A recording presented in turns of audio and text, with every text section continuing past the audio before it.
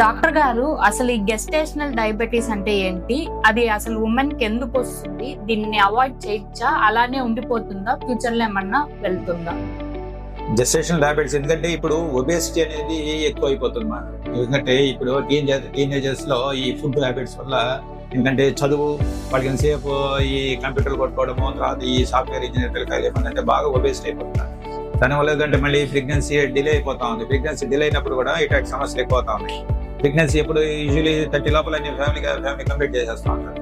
కాబట్టి gestation diabetes ఎందుకు వస్తుందంటే ఇప్పుడు మెయిన్గా హార్మోన్స్ ఇంబ్యాలెన్సెస్ వల్ల వస్తూ ఉంటుంది. ఎందుకంటే ఇన్సులిన్ సెన్సిటైజేషన్ తగ్గిపోతా ఉంది. ఎందుకంటే ఇన్సులిన్ కరెక్ట్గా మనకి బాడీలో ఎంటర్ కావడానికి ఆ రిసెప్టార్స్ బాగా సెన్సిటైజేషన్ బాగా ఎంటర్ అవుతుంది. దాని తగ్గట్టు మార్పు చేరుకు బాగా జరుగుతుంది. యూజువలీ 2nd మంత్ 3rd మంత్లో ఇట్లాంటి రిక్వైర్మెంట్ బాడీకి ఎక్కువ అవుతుంది అన్నమాట రిక్వైర్మెంట్స్. కాబట్టి అట్టేటప్పుడు ఈ రెగ్యులర్గా ఈ చెకప్ చేయాలి.